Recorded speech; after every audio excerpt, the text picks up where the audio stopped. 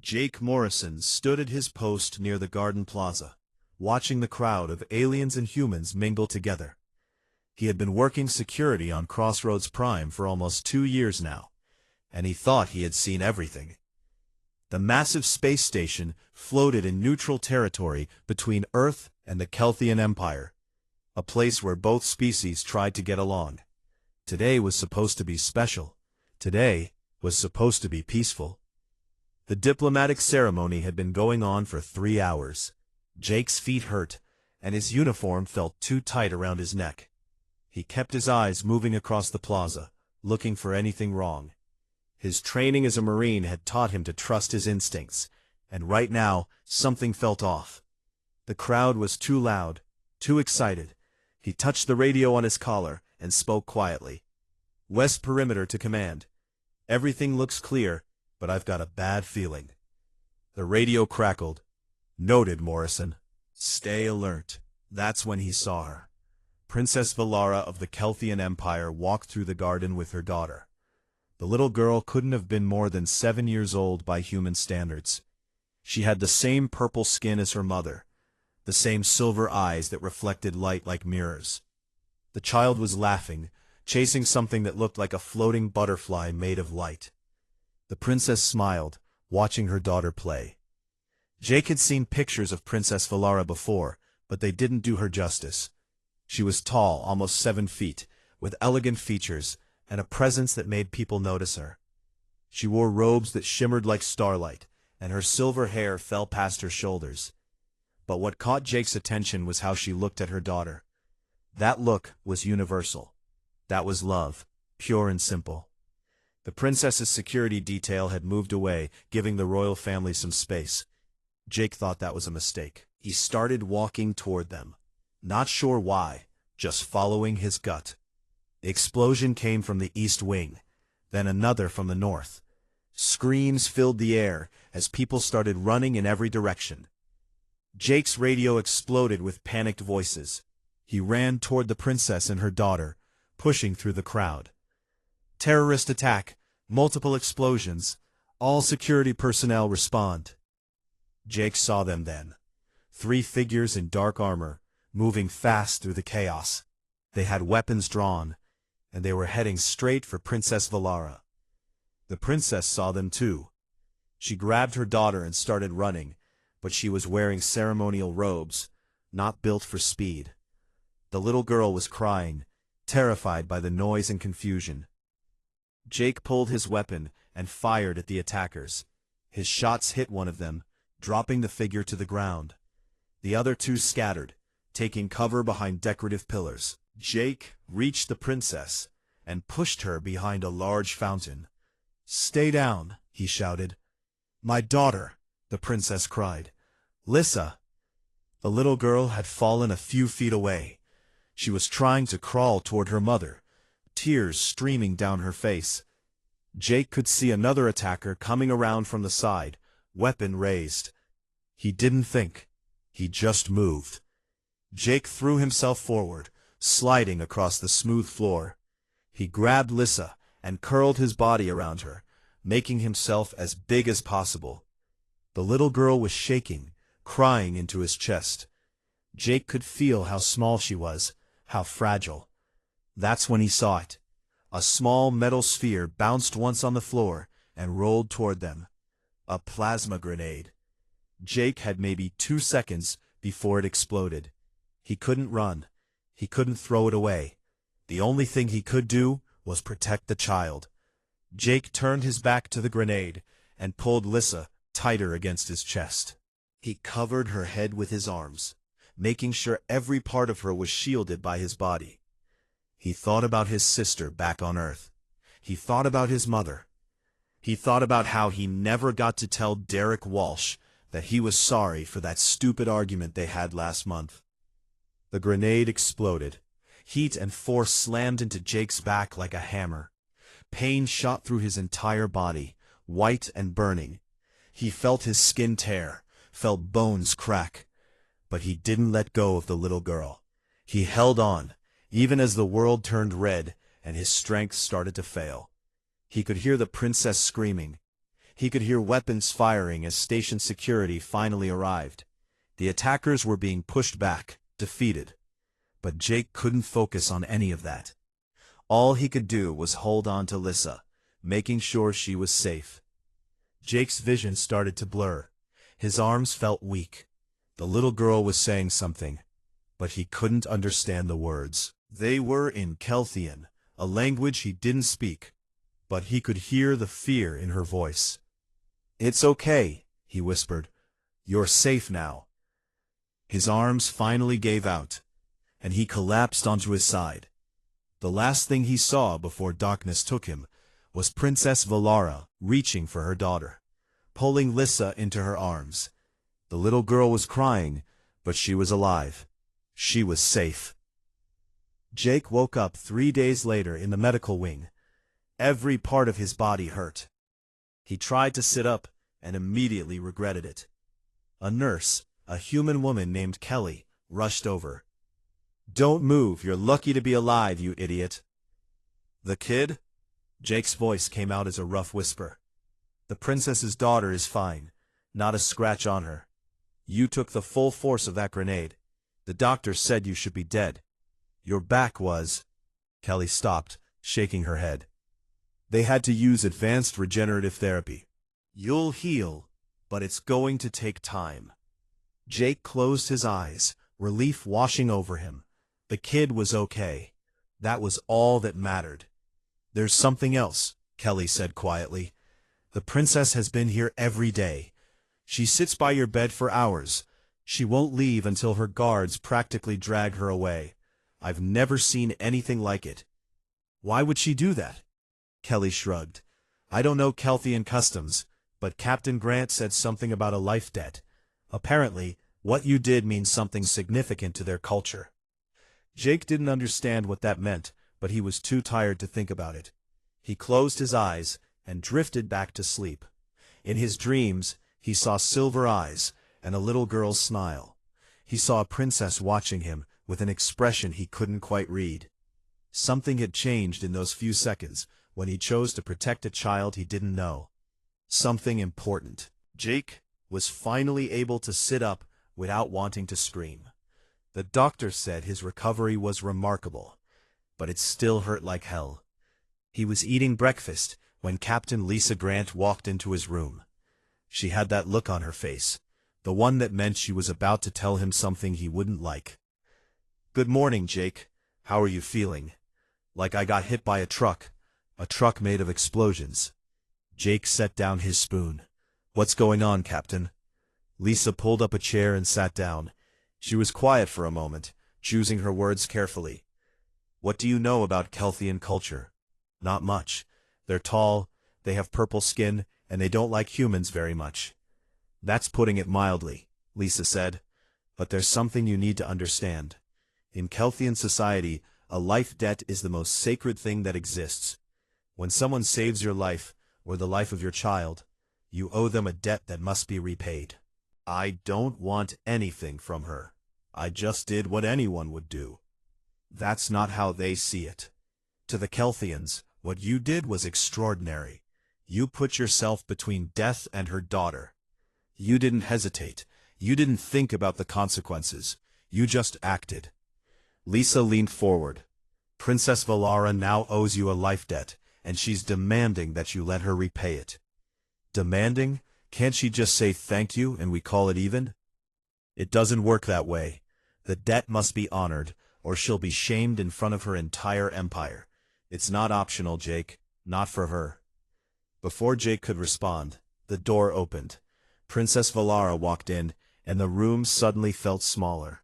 She was wearing simpler clothes than before, but she still carried herself with royal dignity.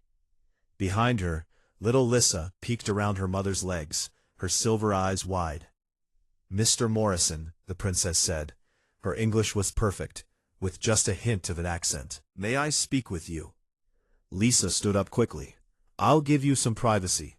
She left, closing the door behind her. The princess moved closer to Jake's bed. Lissa stayed close to her mother, one small hand gripping Valara's robe. The little girl stared at Jake with curiosity and something else, recognition maybe, or gratitude. I have come every day to see you, Valara said. I needed to know that you would survive, that your sacrifice would not be wasted. I'm glad your daughter is okay, Jake said simply. That's all that matters. That is not all that matters. The princess's voice was firm. You saved my daughter's life. You put your body between her and death. In my culture, this creates a bond that cannot be broken. I owe you a debt of honor. You don't owe me anything. I do, and I must repay it. Valara took a breath. I am demanding that you come to Kelthara, our homeworld. You will serve in my household as my personal guard and advisor. Jake stared at her. What? I can't just leave. I have a job here. I have a life. Your life is now bound to mine through the debt I owe you. This is not a request, Mr. Morrison. This is how the debt must be honored. She paused. In Kelthian society, only by serving in my household can this obligation be fulfilled. You saved my child. Now you must allow me to show my gratitude in the proper way. And if I refuse, Valara's expression darkened. Then I am dishonored. My house is dishonored. And the fragile peace between our people suffers, because a human refused to accept Kelthian customs. Jake felt trapped. He looked at the little girl, Lissa, who was watching him with those big silver eyes. She looked so small, so innocent. He remembered how she felt in his arms, shaking with fear. He remembered deciding that her life was worth more than his own. How long would I have to serve? Until the debt is satisfied. It could be a year, it could be 10 years. It depends on many factors. This is crazy. This is honor, Valara said quietly. Please, Mr. Morrison, let me do what I must do. Over the next few days, Jake learned more about what accepting would mean. He would leave Crossroads Prime and travel to Kelthara, a planet no human had ever visited. He would live in the royal palace, serving as Valara's guard and advisor. He would be alone among aliens, the only human in the entire Kelthian Empire. Derek Walsh visited him one night. His old friend looked worried. Don't do this, Jake. It's a trap. They're going to use you for something. I don't think so. I've talked to Lisa. She says the life debt thing is real. It's a big part of their culture. And what happens if you go there, and they decide humans aren't welcome after all?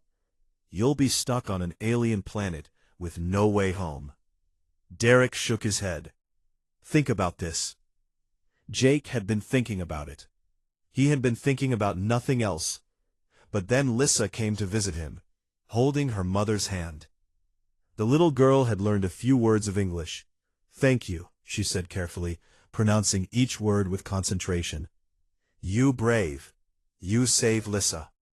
She smiled at him, and Jake felt his resistance crumble. This wasn't about politics or culture or debts. This was about a little girl who was alive because he had made a choice. And now her mother was asking him to make another choice. Okay, Jake said, when Valara came to visit him again. I'll go with you. The princess closed her eyes, relief evident on her face. Thank you, Mr. Morrison.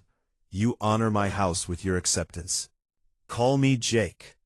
Then you must call me Valara. We are bound now by honor and debt. Formality between us is unnecessary. Lisa Grant gave him a small device before he left the medical wing. It's a communicator, hidden, encrypted. If anything goes wrong, if you need help, use this. We'll find a way to get you out. You think I'll need it? I hope not, but I want you to have it just in case. Lisa looked at him seriously. You're going to be the first human on their homeworld, Jake. That's a huge responsibility. Everything you do reflects on all of humanity. No pressure, then. Just be yourself. That's what saved that little girl. That's what impressed the princess. Lisa smiled. And who knows, maybe you'll help build a bridge between our people. Jake packed his few belongings. He said goodbye to Derek and to the friends he had made on Crossroads Prime. He tried not to think about how scared he was. He tried to focus on the fact that he was doing something important, something that mattered. Princess Valara waited for him at the docking bay. Lissa was with her, holding a small stuffed animal that looked like a cross between a bear and a rabbit. The little girl ran up to Jake and hugged his leg. "You come home with us," she said happily. Jake looked at Valara, and the princess nodded. "Yes," she said softly, "you are coming home with us." As Jake walked onto the Kelthian royal cruiser, leaving behind everything he knew, he wondered if he was making the biggest mistake of his life. Or maybe, just maybe, he was about to become part of something extraordinary. The Kelthian royal cruiser was unlike anything Jake had ever seen. The walls seemed to glow with a soft purple light, and everything was built on a scale meant for people much taller than humans. The ceilings were at least 12 feet high, and the doorways made Jake feel like a child. He carried his single bag through corridors that curved in ways that made no sense to his human brain. A Kelthian officer showed him to his quarters. The room was larger than his entire apartment back on Earth had been. The bed was huge, clearly made for someone Valara's size. There was a window that showed the stars streaking past as the ship jumped to faster-than-light speed. Jake set his bag down and sat on the edge of the bed, suddenly feeling very alone. A soft chime at the door interrupted his thoughts. "Come in," he called. Lissa peeked around the door, then walked in with her mother behind her. The little girl was carrying that stuffed animal again, holding it tight against her chest. "We wanted to make sure you were comfortable," Valara said. "It's great, a lot bigger than I'm used to." Lissa walked up to Jake and held out her stuffed animal. "This is Pip. He keeps away bad dreams. You can have him tonight." Jake felt something warm spread through his chest. "That's very kind, but I think Pip should stay with you. I'll be okay." "You sure?" Lissa's face fell a little. "I'm sure, but thank you for offering. That means a lot." Valara put a hand on her daughter's shoulder. "Come, Lissa. Let Jake rest. We have 2 weeks of travel ahead of us." 2 weeks. Jake was going to be on this ship, surrounded by aliens, for 2 weeks. He tried not to let the panic show on his face. The first few days were hard. Jake quickly learned that Kelthian customs were very different from human ones. They didn't shake hands. They touched their foreheads together as a greeting. They didn't eat sitting down. They stood at tall tables. Their food was bland by human standards, with almost no spice or salt. Jake missed coffee more than he thought possible. The crew kept their distance from him. They would stare when they thought he wasn't looking, whispering to each other in their own language. Jake felt like a zoo animal on display. The only person who seemed actively hostile was Commander Kane, Valara's chief of security. Kane was tall, even for a Kelthian, with scars across his neck and arms. He wore military armor that looked like it had seen real combat. From the first moment Jake met him, Kane made his feelings clear. "I do not trust humans," Kane said bluntly. "You are violent, unpredictable, and emotional.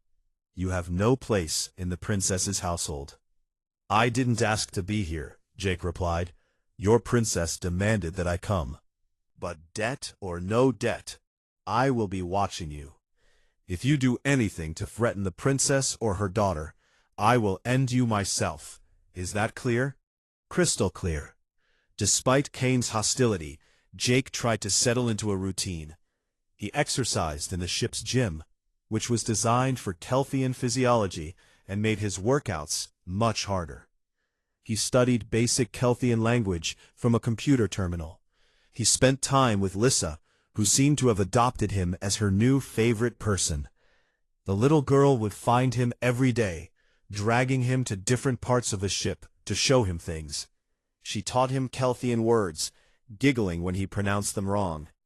She told him stories about her home, about the crystal cities and the violet sky. She made him feel less alone. Valara often joined them. At first, their conversations were formal, polite. But gradually, they began to talk about real things. One evening, Jake found the princess standing by a large window, looking out at the stars. "May I join you?" he asked. "Of course," she said. They stood in silence for a moment. Then Valara spoke. "What do you think of us, of the Kelthians?" Jake considered his answer carefully. "I think you're different from what I expected. I was taught that your people were cold, logical, without emotion. But you love your daughter. I see that. Love is love, no matter what species you are." Valara turned to look at him. "We are taught that humans are dangerous, that you are ruled by your emotions, that you act without thinking, that you are violent and unpredictable." She paused. "But what you did for Lissa contradicts everything I was taught. You thought of nothing but her safety. You sacrificed yourself without hesitation. Any parent would have done the same. But you are not her parent. You were a stranger. And yet you chose to save her." Valara's voice was soft. "That is what I do not understand about humans. You make no sense." Jake laughed. "We don't always make sense to ourselves either." Over the following days, Jake and Valara talked more. She told him about Kelthian history, about the wars they had fought and the peace they had built. She explained their religion, their art, their science. In return, Jake told her about Earth, about humanity's struggles and triumphs. He told her about his family, about his time as a Marine, about the friends he had lost. "Do you regret coming?" Valara asked one evening. "I don't know yet. Ask me again in a few months. I know this is difficult for you, leaving your home, your people. But I promise you will be treated with honor in my house." "Even by Commander Kane?" Valara smiled slightly. "Kane is protective. He has served my family for many years. He lost his own family in a raid when he was young. He sees threats everywhere now. I'm not a threat. I know that, and in time he will know it too." One night, Jake couldn't sleep. He wandered the ship's corridors, ending up in an observation deck. To his surprise, Kane was there, standing at attention, watching the stars. "I'm not here to cause trouble," Jake said. "Just couldn't sleep." Kane didn't respond at first. Then he said, "Why did you do it? Why did you save the child?" "Because she needed saving." "That is not an answer. You did not know her. You did not know the princess. You had no obligation to protect them. Yet you risked your life without thought." "Why?" Jake thought about it. "Because it was the right thing to do. Because she was a kid, and kids deserve to be protected. Because in that moment, nothing else mattered." "You truly are impossible to understand." "Is that a compliment?" "I have not decided yet." As the ship approached Kelthian space, Jake stood at the window, watching the stars change. Somewhere ahead was Kelthara, a world he had only seen in pictures. A world where he would be the only human among billions of aliens. A world that would either become his new home or his prison. Lissa came and stood beside him, pressing her small hand against the glass. "There," she said, pointing. "That star. That is home." Jake looked at the bright purple star in the distance. "It's beautiful. You will like it there. I will show you everything. The crystal gardens, the singing towers, the ocean that glows at night." Lissa looked up at him. "You will be happy there, I promise." Jake smiled at her confidence. He wished he felt the same certainty. But all he felt was nervousness and anticipation. In a few hours, they would arrive. In a few hours, his new life would begin. Valara appeared behind them, placing a hand on her daughter's shoulder. "Come, Lissa. Jake needs to prepare for arrival. There will be many people waiting to meet him." As Lissa ran off, Valara stayed beside Jake. "Are you ready?" "No, but I don't think I ever will be." "Then we will face it together," Valara said. "You saved my daughter. The least I can do is help you navigate this new world." The ship began its final approach to Kelthara, and Jake Morrison took a deep breath. Whatever waited for him on that alien world, there was no turning back now. The landing platform was surrounded by hundreds of Kelthians. Jake walked down the ramp behind Valara and Lissa, and every eye turned to stare at him. He heard whispers, saw pointing fingers, felt the weight of their judgment. He was different, foreign, wrong. His human height made him shorter than everyone around him. His pink skin stood out against their purple. He had never felt so visible and so unwelcome at the same time. Valara had warned him about this. "There will be those who oppose your presence," she had said during the journey. "Ignore them. You are under my protection." But it was hard to ignore the cold stares and hostile whispers. A group of nobles stood near the entrance to the palace, their faces showing clear disgust. One of them, a tall Kelthian with elaborate robes and silver jewelry, stepped forward. "Princess Valara," he said, his voice dripping with disdain. "This is the creature you bring into our sacred halls?" "High Counselor Thrace," Valara replied calmly. "This is Jake Morrison, who saved my daughter's life. He is here by my demand, and he will be treated with the respect due to a hero." "A hero?" Thrace laughed, and several other nobles joined him. "A primitive human cannot be a hero. They are violent, simple creatures, barely capable of rational thought. Bringing one here is an insult to our traditions." Jake felt his jaw tighten, but he kept quiet. Valara had told him this might happen. She had prepared him for the prejudice, the hatred. But hearing it out loud still stung. "The matter is settled," Valara said firmly. "Come, Jake, I will show you to your quarters." The palace was enormous. Crystal towers rose toward the violet sky, catching the light and throwing rainbows across marble floors. Gardens filled with plants Jake had never seen before, spread out in geometric patterns. Everything was beautiful, elegant, and completely alien. Jake followed Valara through corridors that seemed to go on forever, trying to memorize the route and failing. His rooms were in the East Wing, near the princess's private chambers. They were luxurious by any standard, with a view of the city below. But luxury didn't make Jake feel any better about the situation he found himself in. That evening, Valara came to his rooms with news. "The court demands proof of your worth. They say a human cannot serve in a royal household without demonstrating capability." "What kind of proof?" "The trial of shadows. It is a test we use to evaluate those who would protect members of the royal family. You would need to navigate a dangerous simulation while keeping Lissa safe. No human has ever attempted it. And if I refuse, then Thrace and his supporters will claim victory. They will say you are unworthy, and they will demand your removal." Valara's silver eyes met his. "I cannot protect you if you fail this test, Jake. The rules of court are clear." "Then I'll do it." The trial of shadows took place 3 days later in a large arena beneath the palace. The seats were filled with nobles, all curious to see the human fail. Thrace sat in a place of honor, smiling like he had already won.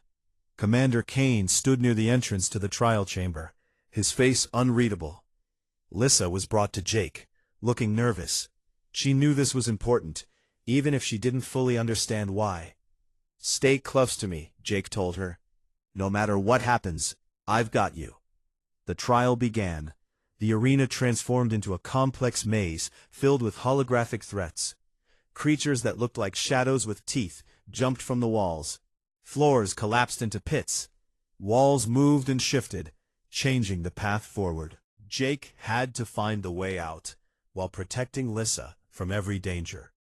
The Kelthian nobles watched, expecting Jake to approach it like one of their own warriors. They expected strength, direct confrontation, the traditional methods. But Jake had learned something as a human marine. Sometimes the best way to win a fight was to avoid fighting at all. He used the environment against the shadow creatures, luring them into traps rather than fighting them head-on. When the floor started to collapse, he found handholds on the walls and carried Lissa across the gap. When the maze shifted, he marked their path using small tears in his jacket, leaving a trail he could follow back if needed. "How is he doing that?" Jake heard one noble whisper. He fights like a coward, another responded. But Jake wasn't fighting like a coward. He was fighting smart. Every decision he made was calculated to keep Lissa safe with the minimum risk. He used misdirection, creative thinking, and tactics the Kelthians never anticipated because they had never needed to think that way. The final challenge was a massive shadow guardian blocking the exit. It was twice Jake's height, with claws that could tear through steel. A Kelthian warrior would have charged it directly, relying on strength and courage. Jake looked at the guardian, then at the crystal formations on the walls, then at Lissa. "Cover your ears," he told the little girl. Jake grabbed a piece of broken crystal and threw it at another crystal formation above the guardian. The impact created a resonating sound that grew louder and louder, filling the chamber. The shadow guardian writhed in pain from the frequency. Jake grabbed Lissa and ran past it while it was distracted, reaching the exit just as the trial ended. Silence filled the arena. Then, slowly, applause began. Not from everyone, not even from most of the nobles, but enough that Jake knew he had proven something. He had shown that humans could think differently, could solve problems in ways the Kelthians never considered. Commander Kane approached him as Jake set Lissa down. The little girl immediately hugged him, proud and relieved. "That was not how a Kelthian would have completed the trial," Kane said. "I'm not Kelthian." "No, you are not." Kane paused, then did something Jake never expected. He touched his forehead to Jake's, the Kelthian gesture of respect. "But you are worthy of protecting the princess's daughter. I was wrong about you, human. I apologize." Over the following weeks, Jake settled into life at the court. He trained with Kane, learning Kelthian fighting techniques, while teaching the commander some human combat methods. He spent time with Lissa, who insisted on showing him every corner of the palace and city. He studied Kelthian history and culture, trying to understand the people he now lived among. But not everyone was convinced. Thrace and his supporters continued to oppose Jake's presence. They made snide comments, spread rumors, tried to make his life difficult in subtle ways. Jake learned to navigate the politics of court, which was harder than any combat trial. One evening, Valara invited him to a private dinner in her chambers. It was just the two of them, without servants or guards. She poured him a drink that tasted like honey and starlight. "You have impressed many at court," she said. "Even Kane respects you now, and his respect is not easily earned. But Thrace and his people still hate me. They fear what you represent. Change. The possibility that Kelthians and humans could truly cooperate. For some, that possibility threatens their power and beliefs." Valara looked at him seriously. "There is something I must tell you. Something I have told no one else." "What is it?" "There is an old Kelthian prophecy. It speaks of a guardian from the stars who will bleed to save the future queen. For many years, we thought it was just a story. But when you saved Lissa, when you bled for her, I began to wonder. You think I'm part of some prophecy? I think you are part of something larger than either of us understand. Lissa is the heir to the Kelthian throne. She will one day rule our entire empire, and you saved her life." Valara leaned forward. "Perhaps the prophecy is real. Perhaps you were meant to be here." Jake didn't know what to say. He didn't believe in prophecies or destiny. He believed in choices, in doing what was right in the moment. But looking at Valara's earnest face, he couldn't dismiss her words entirely. "Whether it's prophecy or just chance," Jake said finally, "I'm here now, and I'll protect Lissa for as long as you need me to. That means more to me than you know." As Jake walked back to his quarters that night, he thought about everything that had happened. He had come to an alien world, faced their trials, earned the respect of their warriors. He had become part of something strange and wonderful and terrifying. But he couldn't shake the feeling that something was wrong. The way Thrace looked at him, the whispers he heard in dark corridors, the tension he felt at court. Something was building, some danger he couldn't quite see. He touched the hidden communicator Lisa Grant had given him. He hadn't used it yet, hadn't needed to call for help, but he kept it close, just in case. In the distance, Kelthara's 3 moons rose over the crystal city, bathing everything in silver light.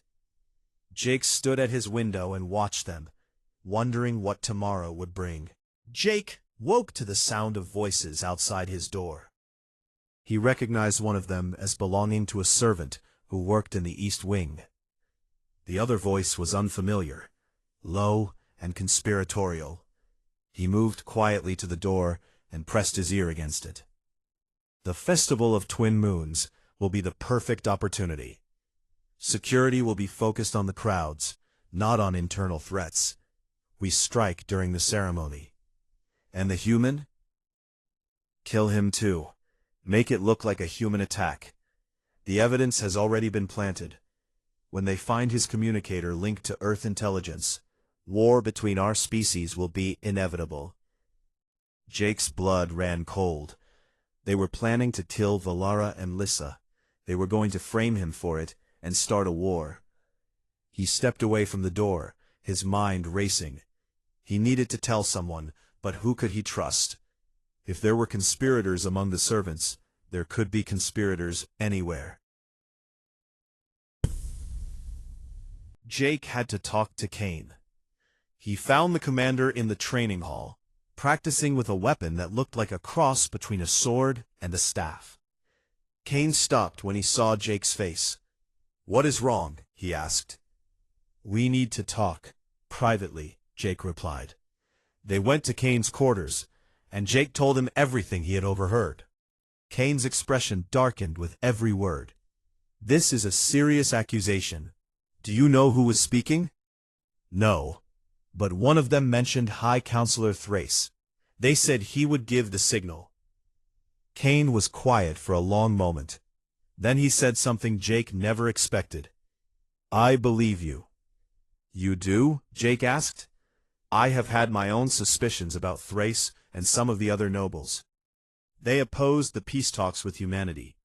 They see the princess's friendship with you as a betrayal of Kelthian values." Kane began to pace. "But without proof, we cannot act.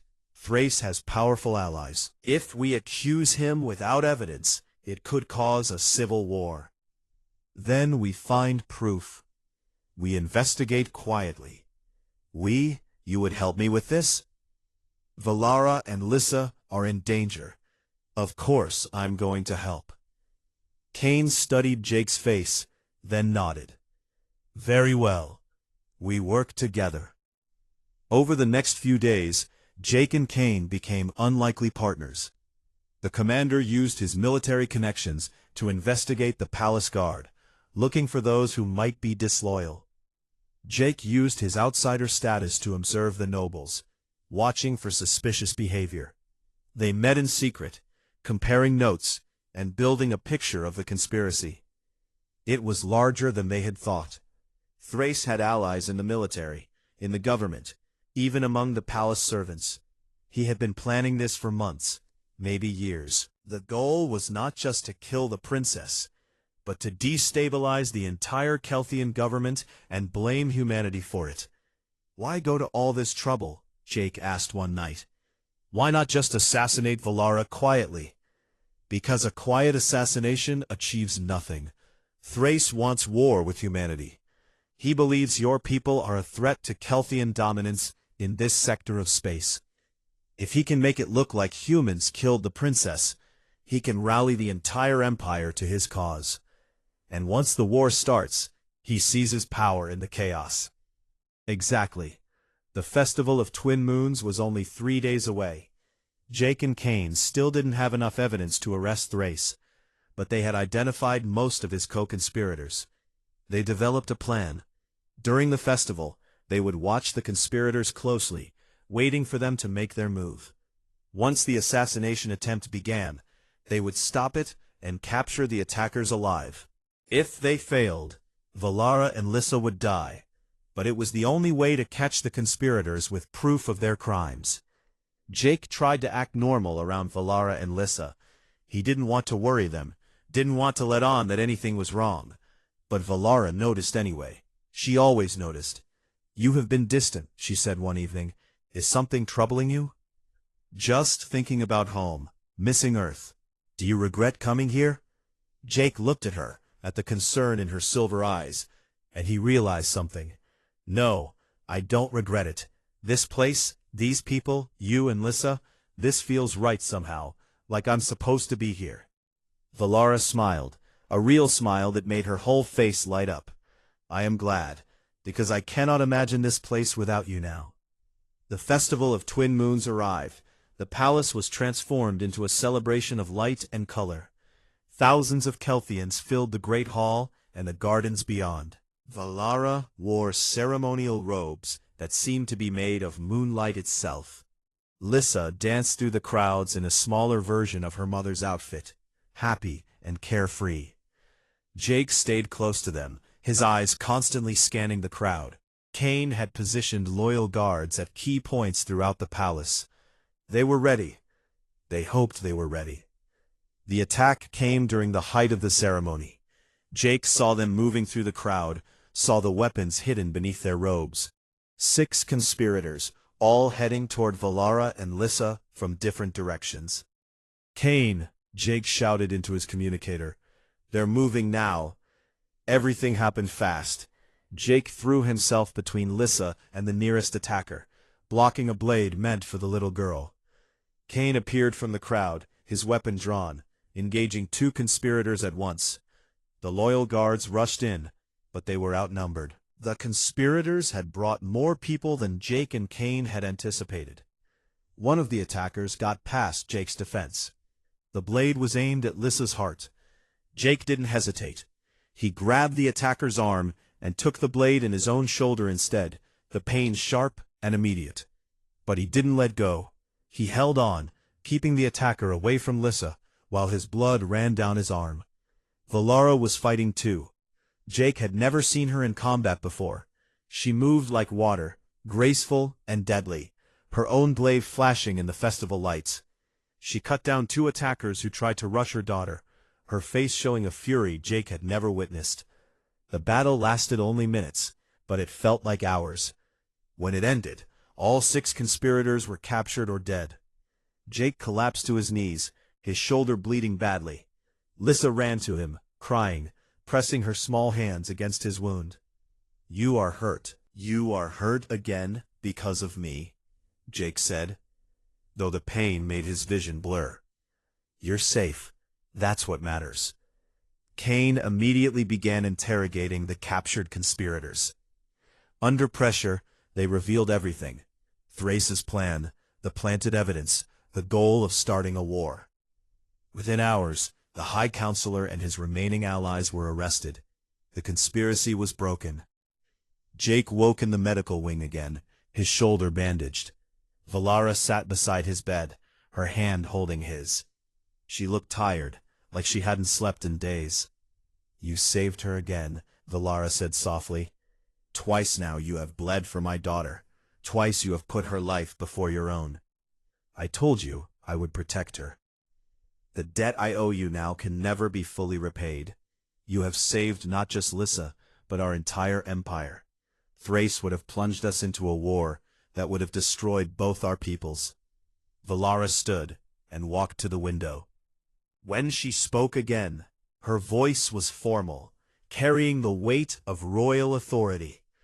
"Jake Morrison, I am making an announcement tomorrow. I am creating a new position within the Kelthian government. You will be the first human ambassador to our empire, a position made specifically for you.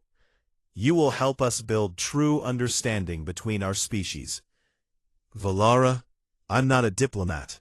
I'm just a security guy. You are more than that. You are a bridge between our worlds. You have shown us that humans are capable of honor, sacrifice, and courage. You have earned the respect of our people through your actions." She turned to look at him. "The debt of honor that brought you here has become something else. It has become friendship, partnership, trust. Over the next few weeks, Jake's new role took shape. Captain Lisa Grant and Derek Walsh arrived as the first human diplomatic delegation, shocked to find Jake alive and honored by the Kelthian Empire. The news spread quickly through human space. The man who had saved an alien princess was now building peace between two civilizations. High Counselor Thrace and his conspirators were tried and convicted. The evidence of their plot was made public, and the Kelthian people responded with outrage. Many who had opposed human contact now saw how close they had come to a manufactured war. Opinion began to shift. Jake stood on a balcony overlooking the Crystal City one evening, watching the twin moons rise. Lissa found him there, as she often did. She had started calling him Uncle Jake, which made him smile every time. "Are you happy here?" she asked. "Yeah," Jake said, surprised to realize it was true. "I think I am." "Good, because I would miss you if you left." Valara joined them, standing on Jake's other side. The three of them watched the moons together, bathed in silver light. "I have been thinking about the prophecy. About the guardian from the stars who would bleed to save the future queen. Perhaps it was not about destiny. Perhaps it was simply about choice. You chose to save Lissa. You chose to come here. You chose to protect us, again and again. I just did what felt right. That is what makes you extraordinary. You do not think about politics or prophecy or consequences. You simply do what is right." Valara looked at him. "That is what humanity brings to the universe. Not superior technology or military might, but the willingness to sacrifice for others, even strangers. That is your strength." Jake thought about everything that had happened. The attack on Crossroads Prime felt like a lifetime ago. He had been a different person then, just a security contractor doing a job. Now he was an ambassador, a friend, a protector. He had found a new home among the stars, with people who had once been strangers and were now family. Lissa grabbed his hand and her mother's hand, linking them together. "We are together now," she said simply. "That is how it should be." As the twin moons rose higher, casting their light across the crystal towers of Kelthara, Jake Morrison smiled. He had traveled farther from home than any human before him. He had faced danger, prejudice, and conspiracy. He had bled for people who were not his own species. And he had helped build something beautiful. A bridge between worlds, a friendship between species, a hope for the future.